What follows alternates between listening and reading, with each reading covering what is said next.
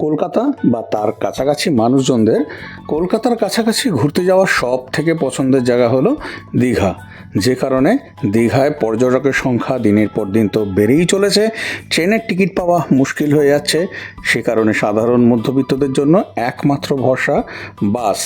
আর এই বাসের চাহিদার কথা মাথায় রেখেই ময়ূরী ট্রাভেলস নিয়ে চলে এলো তাদের একেবারে ব্র্যান্ড নিউ 2x3 কনফিগারেশনের একটা বাস। আর এই বাসে চেপেই আমি আজকে জার্নি করব দীঘা থেকে কলকাতা পর্যন্ত। Welcome back to travel on 0.3। আজকে আবার একটা নতুন বাসের ভিডিও আসতে চলেছে। এই বাসটা একদম নতুন, কলকাতা দীঘা কলকাতা রুটে ময়ূরী 2x3 কনফিগারেশনের যে বাসটা রয়েছে সেই বাসটা। তা এই বাসটা আজকে আমি জার্নি করব। বাসের কেমন কি এক্সটেরিয়র আছে, ইন্টেরিয়র রয়েছে, সবই দেখাবো। আর একটা কথা বলে রাখি, কালকে আমি যখন এই দীঘাতে ভিডিও করছি সেই সময়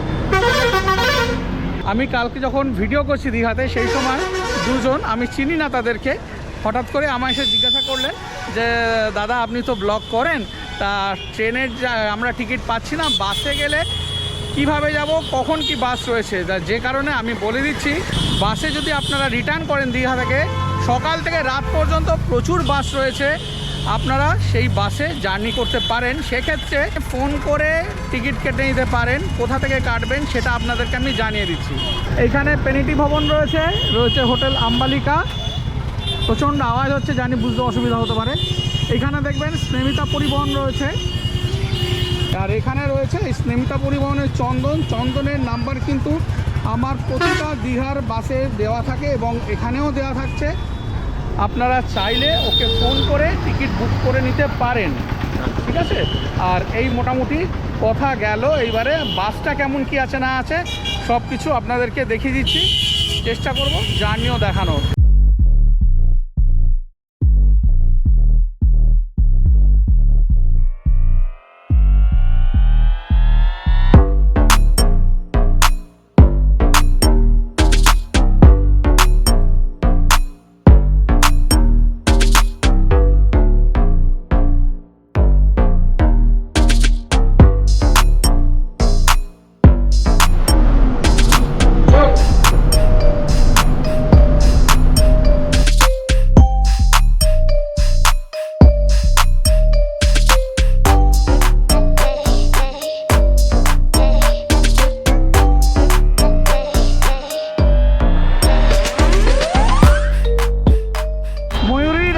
ব্র্যান্ড নিউ বাস 2x3 কনফিগারেশনে এই বাসটা রয়েছে। বাসের নাম্বার WB31B7500। এইটা হচ্ছে বাসের ফ্রন্ট লুক, খুবই সুন্দর দেখতে লাগছে। এবারে বাসের সাইড প্রোফাইলটা আমি দেখিয়ে দিচ্ছি। এই হচ্ছে বাসের সাইড প্রোফাইল, সুন্দর গ্রাফিক্স করা রয়েছে, দেখতে কিন্তু বেশ ভালোই লাগছে। আর এই হচ্ছে বাসের ব্যাক প্রোফাইল, হোয়াইটের মধ্যে গ্রাফিক্স, তো যে কারণে দেখতে খুবই ভালো লাগছে। এই হচ্ছে বাসের সাইড প্রোফাইল, যেখানে হোয়াইট কালারের মধ্যে গ্রাফিক্স রয়েছে, দেখতে কিন্তু দারুণ লাগছে। একদম ব্র্যান্ড নিউ এই বাসটা 2x3 কনফিগারেশনে রয়েছে। এক্সটেরিয়র তো দেখে দিলাম, এবারে ইন্টেরিয়রে যাচ্ছি। এইখানে স্টেপ রয়েছে, ধরে ওঠার জন্য এখানে রড রয়েছে। এটা হচ্ছে পাইলট কেবিন, একদম ব্র্যান্ড নিউ বাস। এখানে পাইলটের যে সিট রয়েছে তার উপরে একটা ফ্যান রয়েছে, বেশ সুন্দর ভেতরটা কিন্তু।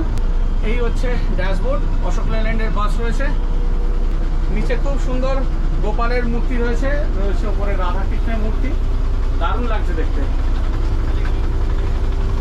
এবারে এই বাসের ইন্টেরিয়রটা দেখাচ্ছি। এই হচ্ছে এই বাসের ইন্টেরিয়র 3x2 কনফিগারেশনে। টোটাল 61টা সিট রয়েছে। সিটে কেমন কি রিক্লাইন হচ্ছে না হচ্ছে সব দেখাবো। ওপরের দিকে এখানে রানিং এলইডি রয়েছে, এইদিকে স্পেস রয়েছে ছোটোখাটো লাগেজ রাখার জন্য। 3x2 কনফিগারেশনে রয়েছে। নিচের দিকে ব্ল্যাক আর গ্রিন কার্পেট দেওয়া রয়েছে। এইদিকে ওপরের দিকে রয়েছে সেন্ট্রালাইজড এসি, মিউজিক সিস্টেম লাগানো রয়েছে, অনেকটাই স্পেস রয়েছে, আপনারা লাগেজ রাখতে পারবেন। সামনের দিকে একটা এমার্জেন্সি এক্সিট রয়েছে এদিকে সিসিটিভি ক্যামেরা, আর রয়েছে এখানে এলইডি। খুব সুন্দর কিন্তু সিটগুলো বানিয়েছে। আর একদম লাস্টে রয়েছে 6টা সিট। এই যে সিট রয়েছে দুটো করে, রয়েছে এখানে আমরেস্ট, এইদিকে আমরেস্ট রয়েছে, কিন্তু উইন্ডোর দিকে কোনো আমরেস্ট নেই। আর এইখানে আমি বসছি, বেশ অনেকটাই কিন্তু স্পেস রয়েছে, নিরুম রয়েছে। এবারে সিটটা রিক্লাইন করার জন্য এখানে লিভার রয়েছে, আমি লিভারটাকে টেনে সিটটা রিক্লাইন করলাম। সিটটা রিক্লাইন করার পরে কিন্তু অনেকটা রিক্লাইন হচ্ছে, এই পশ্চারে বসা যাচ্ছে, যেটা নর্মালি অন্যান্য 2x3 কনফিগারেশনে যে বাসগুলো থাকে সেটাতে কিন্তু হয় না। এই সিটটা রিক্লাইন করা নেই, এই সিটটা রিক্লাইন করেছি, দেখুন কতটা পর্যন্ত রিক্লাইন হচ্ছে। এইবারে কথা হচ্ছে এইটা রিক্লাইন করেছে, ওটা রিক্লাইন করা নেই। তার আগেরটা সিটেতে ওইটা 41 নাম্বার যে সিটটা রয়েছে ওটা রিক্লাইন করা নেই, এটা রিক্লাইন করা রয়েছে। এবার আমি দেখছি যে আমার আগের জন যদি রিক্লাইন করে সেক্ষেত্রে কি হতে পারে। যদি আগের জন যদি পুরো সিটটাকে রিক্লাইন করে সেক্ষেত্রে কিন্তু আমার 5-6 হাইট আমার এই নি কিন্তু লেগে যাচ্ছে আগের সিটেতে। এইটা কিন্তু আমার থেকে লম্বা যারা তাদের কিন্তু অসুবিধা হতে পারে। এছাড়া যেটা রয়েছে প্রত্যেকটা সিটের পেছনে এরকম নাম্বারিং করা রয়েছে, বসে ধরার জন্য এখানে হ্যান্ডেল রয়েছে, এখানে বাটল হোল্ডার রয়েছে, রয়েছে এখানে ম্যাগাজিন হোল্ডার। আর সিটের ওপরের দিকে যদি দেখি রয়েছে এখানে এসি ফ্যান দুটো করে রয়েছে, ব্লু লাইট যার কন্ট্রোল এখান থেকে রয়েছে, আর এদিকে দুটো লাইট রয়েছে, এইগুলো কিন্তু সব কন্ট্রোল এখান থেকে। সিটগুলো কিন্তু বেশ সফট রয়েছে, সিটের ব্যাক রেস্টও ভালো রয়েছে, আর হেড রেস্টও কিন্তু যথেষ্ট ভালো রয়েছে। এবার লাস্টের যে সিট রয়েছে, এই লাস্টের সিট দেখাচ্ছি, লাস্টের সিট কতটা পর্যন্ত রিক্লাইন হচ্ছে। এই লাস্টের যে সিট রয়েছে তার মধ্যে এইটা রিক্লাইন করা নেই, আর এর পাশেরটা রিক্লাইন করা রয়েছে। লাস্টের সিটগুলো কিন্তু সেভাবে রিক্লাইন হচ্ছে না, সামান্য মানে জাস্ট একটুখানি রিক্লাইন হচ্ছে, এই ধরুন 3-4 ইঞ্চির মতো রিক্লাইন হচ্ছে। পুরো বাসেই উইন্ডো সাইডে সুন্দর শার্টিনের অফ হোয়াইট কালারের কার্টেন দেওয়া আছে। সিটের নিচের দিকে দুটো করে ইউএসবি পোর্ট রয়েছে এই মোবাইল চার্জ দেওয়ার জন্য। এছাড়া কিন্তু বেশ ওপরের দিকে অনেকটা স্পেস রয়েছে, বড় লাগেজও আপনারা রাখতে পারবেন। এই হচ্ছে ময়ূরীর 2x3 কনফিগারেশনের যে বাস রয়েছে সেই বাসটা। তা এবারে জার্নি দেখছি যতটা পারবো দেখাবো, কারণ এই সব বাসে যে হয় ইঞ্জিন সামনে থাকার জন্য স্পেস থাকে না, সে কারণে কিন্তু জার্নি দেখানো অসুবিধা হয়ে যায়। ভলভো স্ক্যানিয়াতে যেহেতু ব্যাক সাইডে ইঞ্জিন থাকে, জার্নি দেখাতে অসুবিধা হয় না। আর দিনের বেলা একটুখানি লোকাল লোক তো এই রুটে ওঠেই, আপনারা জানেন আমি যে বাস জার্নি দেখিয়েছি দিনের বেলায় এই দীঘা রুটে ওঠে প্যাসেঞ্জার, যে কারণে ওই জার্নি দেখানো অসুবিধা হয়ে যায়। তাও চেষ্টা করব যদি দেখানো যায় আপনাদের নিশ্চয়ই দেখাবো। লাগেজ রাখার জন্য এরকম সাইডে ডিক্কি রয়েছে, এখানে কিন্তু বেশ অনেকগুলো লাগেজই ধরে যাবে। এই বাসে আরেকজন স্টাফের কাছে শুনলাম যে এই বাসের ব্যাক সাইডেও কিন্তু লাগেজ রাখার জায়গা রয়েছে।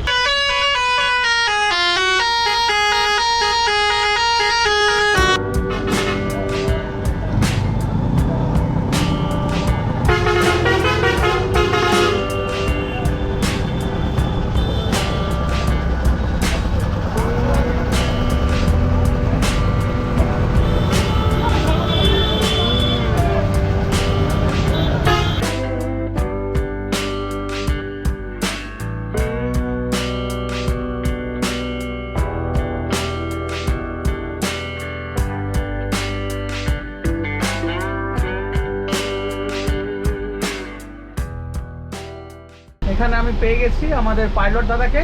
তা দাদা এখানে আর পাইলট সিটে বসে রয়েছেন। দাদা আপনার নামটা একবার একটু বলুন। চন্দন তামলি। আচ্ছা, কত দিনে আপনার অভিজ্ঞতা? 15 বছর। 15 বছরের। ময়ূরীর সাথে কতদিন আছেন? 4-5 মাস। অভিজ্ঞতা কেমন ময়ূরীর সাথে? আর মোটামুটি কীরকম মাইলেজ দেয় এই বাসটা? 3.5 এখন।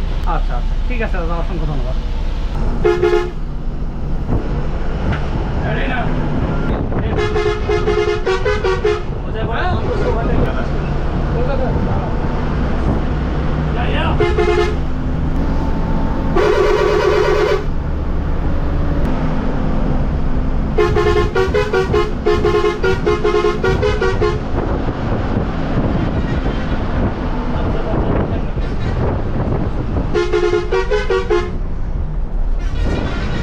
ময়ূরী 2x3 কনফিগারেশনের এই যে সার্ভিস, সেটা তো আমি আজকে অ্যাভেল করছি। আমি তো একদম ধর্মতলা পর্যন্ত যাব না, যেমন আপনারা জানেন। আমার বাড়ি যেহেতু বালিতে, সেই কারণে কোনাতেই নেমে যাব, কিন্তু তার মধ্যে যতটা পারবো চেষ্টা করবো জার্নি দেখানোর। অলরেডি কেবিনিতে ভিড় হয়ে গেছে একটু, যে কারণে আমি চলে এলাম আমার ফুটেতে। যেটা কথা হচ্ছে, এই বাসের অনলাইনে আপনারা রেড বাস, অভিবাস থেকে তো টিকিট পেয়েই যাবেন। বাইরে এদের কন্ট্যাক্ট নাম্বার আমি ডেসক্রিপশন বক্সে দিয়ে দিচ্ছি, সেখানেও কিন্তু আপনারা কল করে এই বাসের সিট বুকিং করে নিতে পারেন। এবারে আসি এই বাসের ফেয়ারের ব্যাপারে। এই বাসের কিন্তু ডাইনামিক ফেয়ার, চাহিদা অনুযায়ী বাসের ভাড়া বাড়ে আবার কমে, বিশেষ করে ছুটি ছাটার দিনে এবং শুক্র শনি রবিবার এই কদিন বাসের ভাড়া বেড়ে যায়।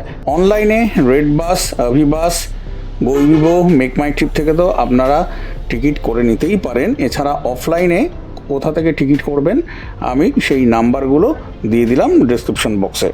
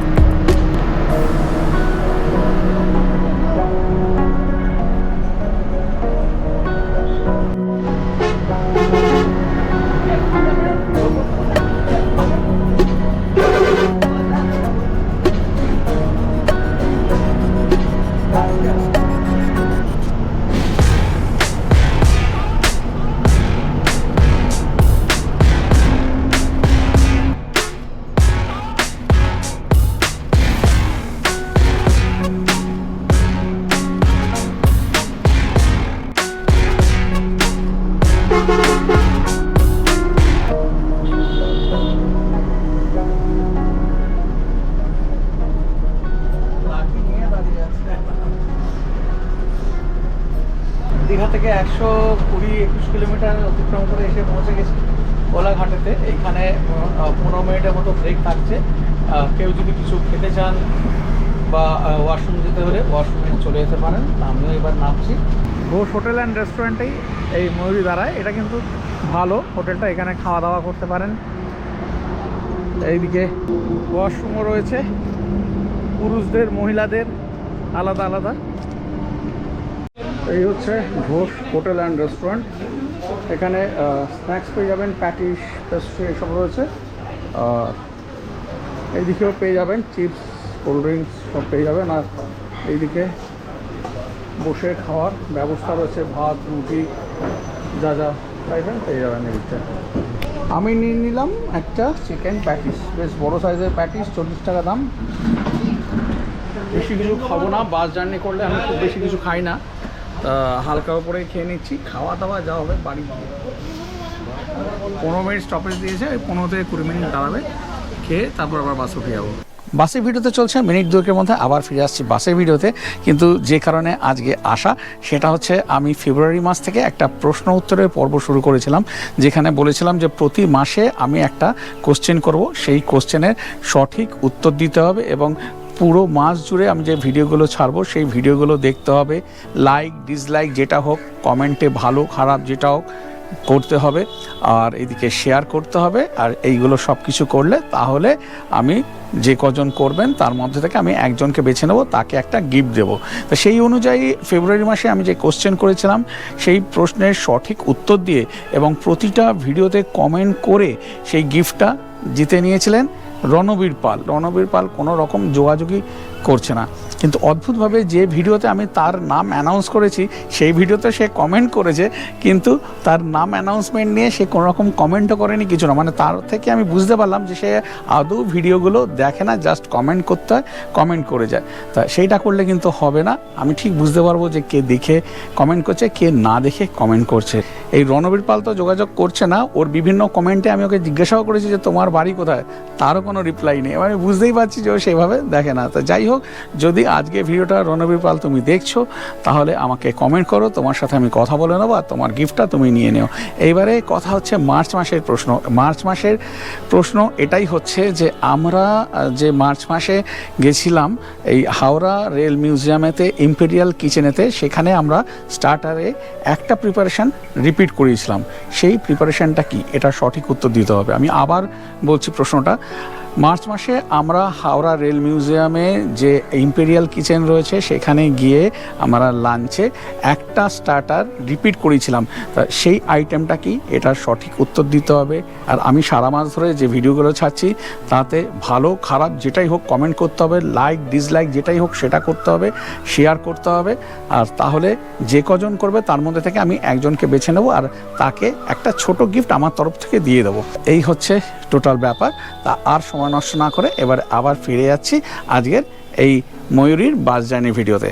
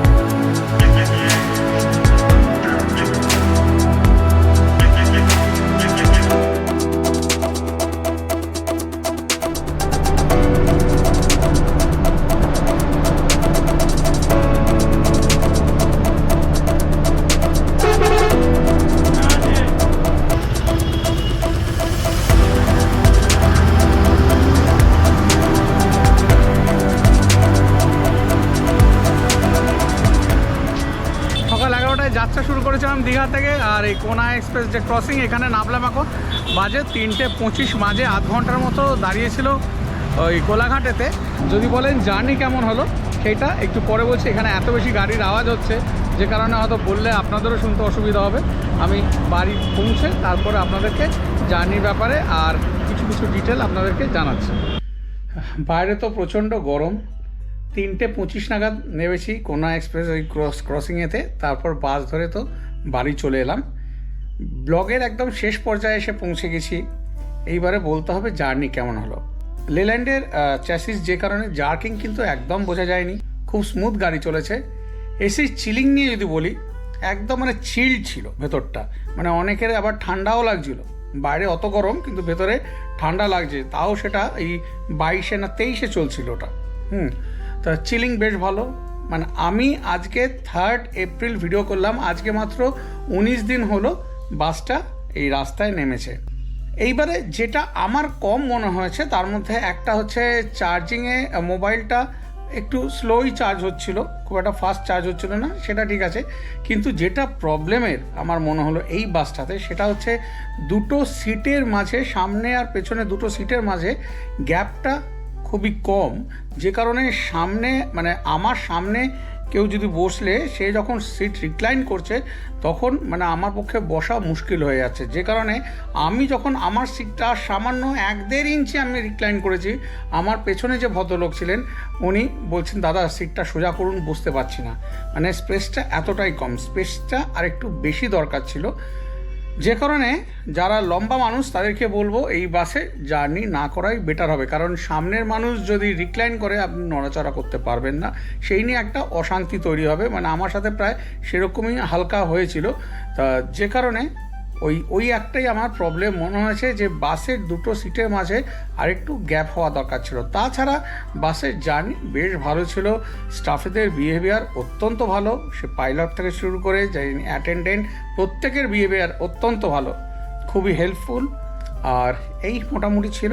তা আজকের ভিডিওটা আপনাদের কার কেমন লাগলো অতি অবশ্যই কমেন্ট করে জানাবেন। আরও অন্যান্য কোনো বাসের যদি আপনারা দেখতে চান সেগুলোও জানাবেন। যদি ভিডিওটা আজকের ভালো লেগে থাকে তাহলে অতি অবশ্যই একটা লাইক দিয়ে দেবেন, কমেন্ট করে জানাবেন যে কেমন লাগলো আজকের ভিডিওটা।